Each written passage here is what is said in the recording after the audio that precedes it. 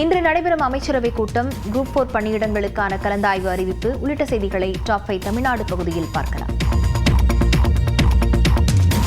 மடப்புரம் கோவில் காவலாளி அஜித்குமார் கொலை வழக்கில் நகை திருடு போனதாக நிகிதா பொய் புகார் கொடுத்ததாக சிபிஐ தெரிவித்த நிலையில் வழக்கை விசாரிக்கும் போதே மனம் பதறுவதாக நீதிமன்றம் வேதனை தெரிவித்துள்ளது.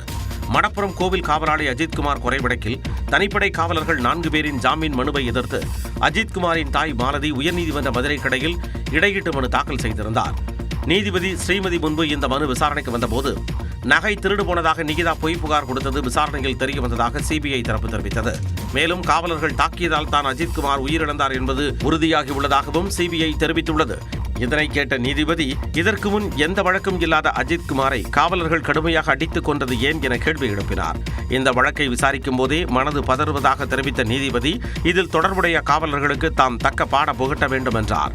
ஏன் நிகிதா மீது தற்போது வரை வழக்கு பதிவு செய்யவில்லை எனவும் அவர் மீது ஏன் நடவடிக்கை எடுக்கவில்லை என்றும் கேள்வி எழுப்பிய நீதிபதி, இன்னும் சில நாட்களுக்கு உள்ளேயே இருங்கள் என காவலர்கள் ஜாமீன் மனு தொடர்பாக கருத்து தெரிவித்தார். வழக்கு விசாரணை குறித்து நிலை அறிக்கை தாக்கல் செய்ய சிபிஐ டிஎஸ்பிக்கு உத்தரவிட்ட நீதிமன்றம் விசாரணையை பிப்ரவரி 16ஆம் தேதிக்கு ஒத்திவைத்தது.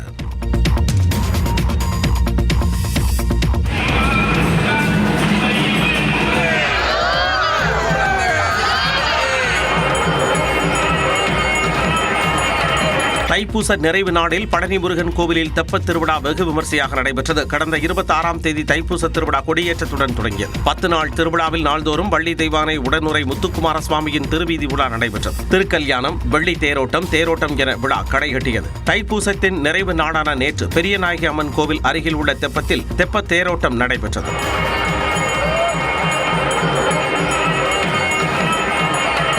மின் விளக்குகளால் அலங்கரிக்கப்பட்ட தெப்பத்தேரில் எழுந்தருளி முத்துக்குமார சுவாமி பக்தர்களுக்கு காட்சியளித்தார். அப்போது கண்கவரும் வான வேடிக்கையும் நிகழ்த்தப்பட்டது.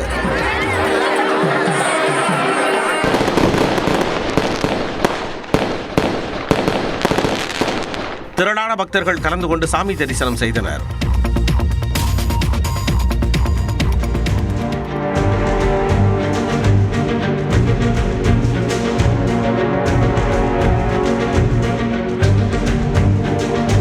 நீலகிரி மாவட்டம் கோத்தகிரியில் குடியிருப்பு பகுதியில் உலாவிய இந்த சிறுத்தை தாக்கி ஒருவர் காயமடைந்தார்.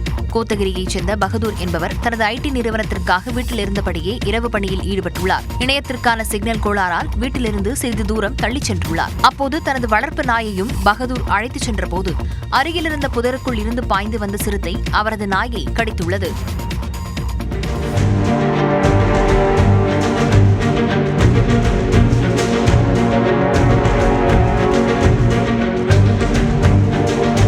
இதனை கண்டு பதறிப்போன பகதூர் அருகில் கிடந்த கற்களை எடுத்து சிறுத்தை மீது வீசியுள்ளார். இதனால் மிரண்டு போன சிறுத்தை பகதூரை தாக்கியுள்ளது. கை மற்றும் முகத்தில் பலத்த காயமடைந்த ஐடி ஊழியர் பகதூர் உதகை அரசு மருத்துவமனையில் சிகிச்சை பெற்று வரும் நிலையில் சிறுத்தையை பிடிக்க பொதுமக்கள் கோரிக்கை விடுத்துள்ளனர். பரபரப்பான அரசியல் சூழலில் தமிழக அமைச்சரவை கூட்டம் இன்று நடைபெற உள்ளது. சென்னை தலைமைச் செயலகத்தில் நண்பகல் 12 மணி அளவில் முதலமைச்சர் மு க ஸ்டாலின் தலைமையில் இந்த கூட்டம் நடைபெறுகிறது. திமுக அரசு பொறுப்பேற்ற 5 ஆண்டுகளை நிறைவு செய்யும் நிலையில் சட்டப்பேரவையில் இடைக்கால நிதிநிலை அறிக்கை தாக்கல் செய்யப்படவிருக்கிறது. அதில் சேர்க்க வேண்டிய திட்டங்கள் மற்றும் அறிவிப்புகள் குறித்து விவாதித்து அமைச்சரவை ஒப்புதல் வழங்கும் என தெரிகிறது. மேலும் கடந்த அமைச்சரவை கூட்டத்திற்கு பிறகு தமிழ்நாட்டில் புதிதாக தொழில் தொடங்க விண்ணப்பித்துள்ள நிறுவனங்களுக்கு ஒப்புதல் வழங்கப்படவும் வாய்ப்புள்ளது. சட்டமன்ற தேர்தல் நெருங்கி வரும் சூழ்நிலையில் புதிய திட்டங்கள், மக்கள் நல அறிவிப்புகள் மற்றும் கொள்கை ரீதியான முக்கிய முடிவுகள் இந்த அமைச்சரவை கூட்டத்தில் எடுக்கப்படலாம் என்பதால் அமைச்சரவை கூட்டம் தமிழக அரசியலில் முக்கியத்துவம் வாய்ந்த ஒன்றாக பார்க்கப்படுகிறது.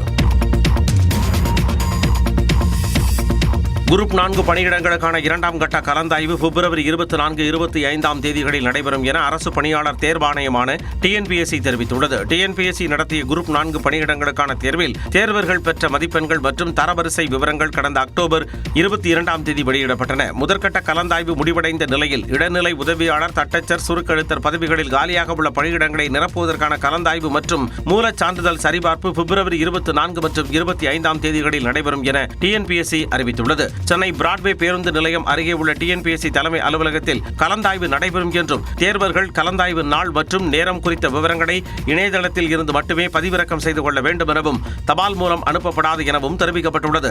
2ஆம் கட்ட கலந்தாய்வுக்கு அழைக்கப்படுவோர் அனைவருக்கும் வேலைக்கான உத்தரவாதம் இல்லை என்றும் கலந்தாய்வில் பங்கேற்காதவர்களுக்கு மறு வாய்ப்பு அளிக்கப்படாது எனவும் டிஎன்பிஎஸ்சி தெரிவித்துள்ளது. தமிழ்நாட்டின் அரசியல் களத்தை பரபரப்பாக்கிய செய்திகளை டாப் 5 அரசியல் செய்திகள் பகுதியில் பார்க்கலாம். வருமானத்தை வாரி வழங்கும் தமிழ்நாட்டை மத்திய அரசு வஞ்சிப்பதாக முதலமைச்சர் மு.க. ஸ்டாலின் குற்றம் சாட்டியுள்ளார். விழுப்புரத்தில் 1,80,000 பயனாளிகளுக்கு சமூக பாதுகாப்பு திட்ட பயன்களை முதலமைச்சர் மு.க. ஸ்டாலின் வழங்கினார். மேலும் இளைஞர்களின் கனவுகளை பதிவு செய்யும் என் கனவு என் எதிர்காலம் இணையதளத்தையும் தொடங்கி வைத்தார். பின்னர் பேசிய அவர் முதல்வரின் முகவரி திட்டம் மூலம் 1,49,00,000 மனுக்களுக்கு தீர்வு காணப்பட்டதாக கூறினார். முதல்வரின் முகவரின்னு ஒரு புதிய துறையை உருவாக்கணும். நான் பெருமையோடு சொல்றேன், இந்த துறை மூலமா 2021 மே மாதத்திலிருந்து இப்ப வரைக்கும் 1,49,00,000 மனுக்களுக்கு தீர்வு கண்டிருக்கிறோம். தொடர்ந்து பேசிய அவர் மத்திய நிதிநிலை அறிக்கையில் பெயருக்கு கூட தமிழ்நாட்டிற்கு எதுவும் ஒதுக்கவில்லை என குற்றம் சாட்டினார். பொதுவா தேர்தல் நடக்கிற மாநிலங்களுக்கு அந்த ஆண்டு பட்ஜெட்ல பணம் ஒதுக்குவது பாஜகவோட தந்திரமாக இருக்கும். பீகார், ஆந்திரா, ஒடிசா அந்த மாநிலங்களுக்கெல்லாம் அப்படித்தான் நிதி ஒதுக்கினாங்க. செஞ்சு கொடுத்தாங்கன்னு கேட்டா அதுவும் கிடையாது, இருக்காது. இப்ப தமிழ்நாட்டுக்கு தேர்தல் வரப்போகுது. பாஜக எல்லா மாநிலங்களையும் வழக்கமா பண்ணக்கூடிய அந்த ஸ்டண்டை கூட தமிழ்நாட்டுக்கு பண்ணல. தமிழர்களையும் தமிழ்நாட்டையும் மத்திய அரசு வெறுப்பதாக முதலமைச்சர் மு.க. ஸ்டாலின் கூறினார். தவிக தலைவர் விஜய்க்கு எதுவுமே தெரியவில்லை என்று விமர்சித்த அதிமுக பொதுச் செயலாளர் எடப்பாடி பழனிசாமி செய்தியாளர்களை சந்தித்தால்தான் நாட்டில் என்ன நடக்கிறது என்பது தெரியவரும் என கூறினார். சென்னை ராயப்பேட்டையில் உள்ள கட்சித் தலைமை அலுவலகத்தில் செய்தியாளர்களிடம் பேசிய எடப்பாடி பழனிசாமி ஊழல் சக்தி யார் என்பதை முதலில் விஜய் குறிப்பிட்டு சொல்லட்டும் என்றார். தீய சக்தி ஊழல் சக்தி யாரை குறிப்பிட்டு சொல்றாரு? குறிப்பிட்டு சொன்னதுன்னு சொல்ல முடியும். ரோல் மாடல் அம்மா பேர் சொன்னாரா இல்லையா? என் மீது ஊழல் குற்றச்சாட்டு சொல்லி நீதிமன்றம் போய் நீதிமன்றத்தில் நிரபராதின்னு வந்திருக்கிறேன்.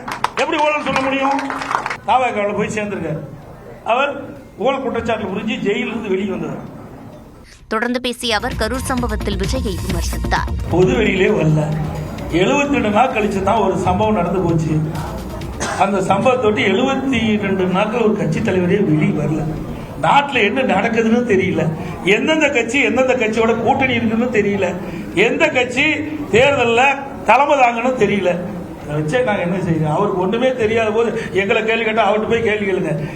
மக்களையே சந்திக்காத விஜய்க்கு நாட்டு நிலவரம் தெரியவில்லை என்றும் எடப்பாடி பழனிசாமி தெரிவித்தார்.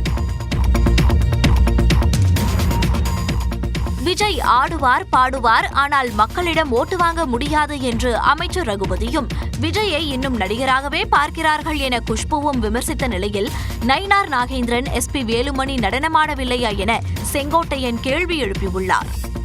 திருக்குறளையும் மொழிபெயர்ப்பாரு, எதை வேணாலும் மொழிபெயர்ப்பாரு, என்ன வேணாலும் ஆட்டம் போடுவார், என்ன வேணாலும் பாட்டு பாடுவார், எல்லாம் நடிப்பார், எல்லாம் டான்ஸ் ஆடுவார், எல்லாம் பண்ணுவார்.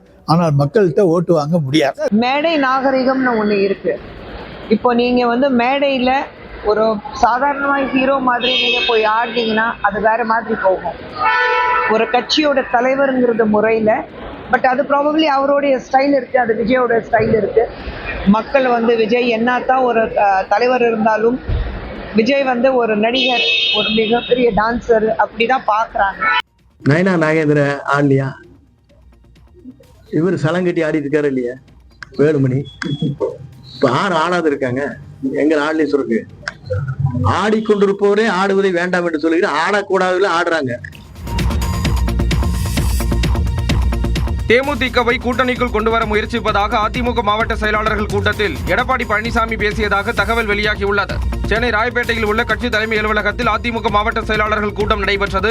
பொதுச் செயலாளர் எடப்பாடி பழனிசாமி தலைமையில் நடைபெற்ற கூட்டத்தில் தேர்தல் பணிகள் குறித்து ஆலோசிக்கப்பட்டதாக கூறப்படுகிறது. இந்நிலையில் தேமுதிகவை கூட்டணிக்குள் கொண்டுவர முயற்சிப்பதாக அதிமுக மாவட்ட செயலாளர்கள் கூட்டத்தில் எடப்பாடி பழனிசாமி பேசியதாக தகவல்கள் தெரிவிக்கின்றன. அதிமுக கூட்டணிக்கு வர தேமுதிக 14 தொகுதிகள் கேட்பதாகவும் கூட்டணி பேச்சுவார்த்தை தொடர்ந்து நடைபெற்று வருவதாக கூறப்படுகிறது. கூட்டணி கட்சியுடன் இணக்கமாக செயல்பட வேண்டும் என்றும் தேர்தல் பரப்புரையை தீவிரப்படுத்த வேண்டும் என்றும் நிர்வாகிகளுக்கு எடப்பாடி பழனிசாமி அறிவுறுத்தியதாக தகவல் வெளியாகியுள்ளது. இதனிடையே சென்னையில் செய்தியாளர்களை சந்தித்த தேமுதிக பொதுச் செயலாளர் பிரேமலதா கூட்டணி நிலைப்பாடு குறித்து பேசினார். நாங்க பொறுமையா யோசிச்சு எங்களுடைய கட்சிக்கும் எதிர்காலத்துக்கும் எது நல்லது நாங்க யோசிச்சு முடிவெடுக்கிறோம். அவ்வளவுதான். தேர்தலுக்கான தேதி அறிவிக்கல. இன்னைக்கு இருக்கின்ற 2 பெரிய கட்சிகள் அவங்களுடைய கூட்டணியை இன்னும் இறுதி செய்யல. உரிய நேரத்தில் உரியபடி நாங்க அறிவிப்போம். இந்நிலையில் இந்த வாரத்தில் தேமுதிக தனது கூட்டணி நிலைப்பாட்டை அறிவிக்கும் என எதிர்பார்க்கப்படுகிறது.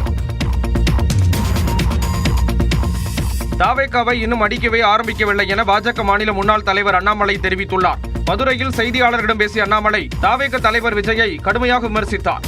நான் இன்னும் விஜயும் டிவிகேவை இன்னும் அடிக்க ஆரம்பிக்கல. நான் அடிக்க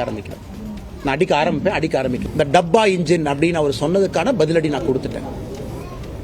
ஆனா இன்னைக்கு டிவிகேவோ திரு விஜய் அவர்களோ இந்த கட்சியில் இருக்கக்கூடிய அல்லு சில்லுகளை வச்சுக்கிட்டு வம்பிழுத்தாருன்னா என்னுடைய பதிலும் மிக கடுமையா இருக்கும். அதே பிலோ த பெல்ட் நான் போவேன், விஜய் மேலேயே நான் போவேன். அது வேண்டாம். தொடர்ந்து பேசிய அவர் தேர்தல் பொறுப்பாளர் பணியிலிருந்து விலகியதற்கான காரணத்தை கூறினார்.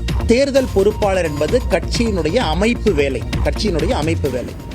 இந்த பூத்து சக்தி கேந்திரம் நம்முடைய தொண்டர்களை சந்திப்பது அமைப்பு வேலை. அதுக்கு நம்ம கிட்ட நிறைய தலைவர்கள் இருக்கிறாங்க, நிறைய திறமையான தலைவர்கள் இருக்கிறாங்க, அவங்க நிறைய செய்வாங்க. இன்னைக்கு நான் அந்த நேரம் கொடுக்க முடியாத சூழ்நிலையில நான் இருக்கேன். அமைப்பு வேலைகளை கட்சி பார்த்துக் கொள்ளும் என கூறிய அண்ணாமலை கட்சி பணிகளை தொடர்ந்து மேற்கொள்வேன் என்றார். நாடாளுமன்றத்தில் கமல்ஹாசனின் கன்னி பேச்சு, SIR வழக்கில் ஆஜராகி வாதிட்ட மேற்குவங்க முதலமைச்சர் உள்ளிட்ட செய்திகளை டாப் 5 இந்தியா பகுதியில் பார்க்கலாம்.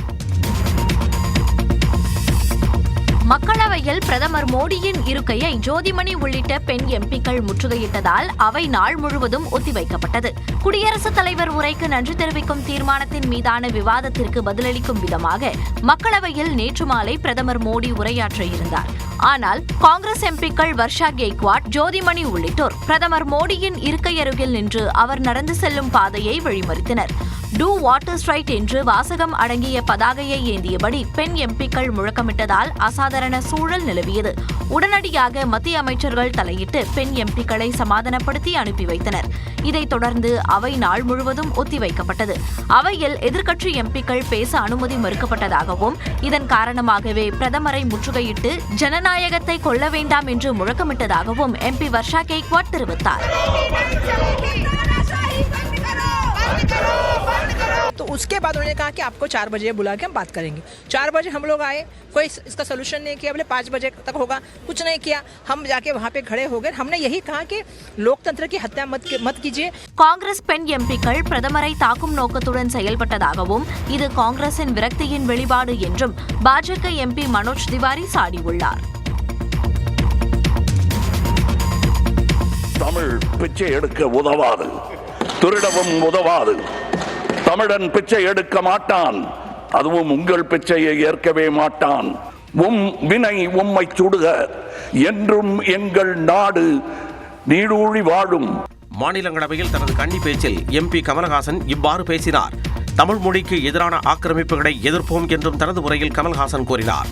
He taught us to confront any invasion on our language, our culture and our rights. My love for Tamil goaded me towards him. தனது மனதில் மையம் கொண்ட புயலில் இருந்து வரும் வார்த்தைகளை பயன்படுத்தி பேசுவதாகவும் தனது வார்த்தைகள் சிலருக்கு காயத்தை கொடுக்கலாம் என்றும் அவர் கூறினார். M.K. Gandhi helped me write this speech without anger. Periyar helped me add logic. And Anna helped me understand this building. எந்த அரசாங்கமும் ஆட்சி அதிகாரத்தில் தொடர்ந்து நீடித்துக் கொண்டே இருக்க முடியாது என்றும் அவர் கூறினார். தமிழ்நாடு அரசின் கட்டுப்பாட்டில் உள்ள பல்கலைக்கழகங்களுக்கு துணைவேந்தர்களை மாநில அரசு நியமிக்கும் சட்டத்துக்கு உயர்நீதிமன்றம் விதித்த தடையை உச்சநீதிமன்றம் ரத்து செய்துள்ளது. தமிழ்நாடு அரசின் கட்டுப்பாட்டில் உள்ள பல்கலைக்கழகங்களுக்கு துணைவேந்தர்களை நியமிக்க மாநில அரசுக்கே உரிமை உண்டு என கடந்த ஆண்டு உச்சநீதிமன்றம் உத்தரவு பிறப்பித்தது. இதை தமிழ்நாடு அரசு சட்டமாக்கிய நிலையில் அதை எதிர்த்து தொடரப்பட்ட வழக்கில் சட்டத்திற்கு சென்னை உயர்நீதிமன்றம் தடை விதித்தது. இதை எதிர்த்து தமிழ்நாடு அரசு உச்சநீதிமன்றத்தில் மேல்முறையீடு செய்த நிலையில் அந்த மனு தலைமை நீதிபதி சூரியகாந்த் தலைமையிலான அமர்வில் விசாரணைக்கு வந்தது. அப்போது சட்டத்திற்கு எதிராக அவசரமாக உயர்நீதிமன்றம் தீர்ப்பு வெளியிட்டதாகவும் வழக்கை உச்சநீதிமன்றத்திற்கு மாற்ற உள்ளதாக தெரிவித்த போதும் அதனை நீதிபதி கருத்தில் கொள்ளவில்லை என்றும் அரசு தரப்பில் வாதிடப்பட்டது. மேலும் வழக்கு தொடர்பாக மாநில அரசு பதிலளிக்க கால அவகாசம் வழங்கப்படவில்லை என்றும் முறையிடப்பட்டது. அதே நேரம் வழக்கு உயர்நீதிமன்றத்தில் விசாரணை முடியும் வரை சட்டத்தை அமல்படுத்தக் கூடாது என எதிர் மனுதாரர் தரப்பில் கோரப்பட்டது. அதற்கு தமிழ்நாடு அரசு தரப்பில் துணைவேந்தர் நியமனங்கள் இருக்காது என உறுதியளிக்கப்பட்டது. இருதரப்பு வாதங்களையும் கேட்டறிந்த நீதிபதிகள் சென்னை உயர்நீதிமன்றம் விதித்த தடையை ரத்து செய்தனர். மேலும் வழக்கு தொடர்பாக உரிய கால அவகாசம் வழங்கி வாதங்களை கேட்டு முடிவெடுக்க உத்தரவிட்டனர்.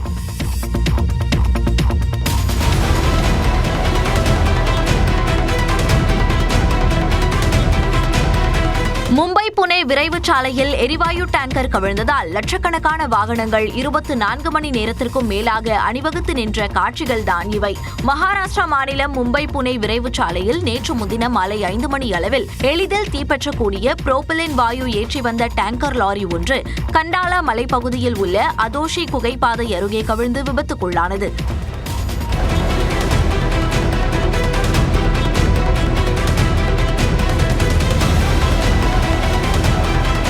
இதன் காரணமாக மும்பை புனே விரைவு சாலையில் 20 கிலோமீட்டர் தூரத்திற்கு மேல் லட்சக்கணக்கான வாகனங்கள் அணிவகுத்து நின்றன. 24 மணி நேரத்திற்கும் மேலாக போக்குவரத்து முடங்கிய நிலையில் பேருந்துகள், கார், சரக்கு லாரிகள் உள்ளிட்ட வாகனங்களில் பயணித்த பயணிகள் மற்றும் குழந்தைகள் உணவு, குடிநீரின்றி தவித்தனர். விரைவு சாலையில் ஒரு பகுதி போக்குவரத்திற்காக திறக்கப்பட்டுள்ளது. மற்றொரு பாதையிலும் போக்குவரத்தை சரி செய்யும் பணி முடுக்கிவிடப்பட்டது. உச்சநீதிமன்ற வரலாற்றில் முதல் முறையாக வழக்கு விசாரணைக்கு ஆஜராகி வாதிட்ட முதலமைச்சர் என்ற பெருமையை பெற்ற மம்தா பானர்ஜி எஸ்ஐஆர் மூலம் தங்கள் மாநிலம் குறிவைக்கப்படுவதாக குற்றம் சாட்டினார். மேற்கு வங்கத்தில் மேற்கொள்ளப்படும் வாக்காளர் சிறப்பு தீவிர திருத்த பணிகளுக்கு எதிராக மாநில அரசு உச்சநீதிமன்றத்தில் வழக்கு தொடர்ந்துள்ளது. இந்த மனு தலைமை நீதிபதி சூரியகாந்த் தலைமையிலான அமர்வில் விசாரணைக்கு வந்தபோது மேற்கு வங்க அரசு தரப்பில் முதலமைச்சர் மம்தா பானர்ஜி ஆஜராகி வாதிட்டார். மேற்கு வங்கத்தில் எஸ்ஐஆர் பணிகளால் ஏறக்குறைய 1,36,00,000 பேர் பாதிக்கப்பட்டுள்ளதாகவும் அதில் 1,34,00,000 பேருக்கு தேர்தல் ஆணையம் நோட்டீஸ் அனுப்பிவிட்டதாகவும் மம்தா பானர்ஜி தெரிவித்தார். சுமார் 63 லட்சம் நபர்களின் பெயர் சேர்ப்பு அல்லது நீக்குதல் தொடர்பான முடிவு நிலுவையில் உள்ள நிலையில் எஞ்சியுள்ள 4 நாட்களில் நாள் ஒன்றுக்கு 15 லட்சம் பேரின் மனு குறித்து முடிவெடுக்க வேண்டிய சூழல் உள்ளதாக மம்தா பானர்ஜி கூறினார். இது தொடர்பாக 6 முறை தேர்தல் ஆணையத்திற்கு கடிதம் அனுப்பியும் பதில் கிடைக்கவில்லை என குற்றஞ்சாட்டிய மம்தா பானர்ஜி மேற்கு வங்க மாநிலத்திற்கு நீதி மறுக்கப்படுவதாகவும் தெரிவித்தார். அனைத்து வாதங்களையும் கேட்டறிந்த நீதிபதிகள் 2 நாட்களில் தேர்தல் ஆணையம் பதிலளிக்க உத்தரவிட்டனர்.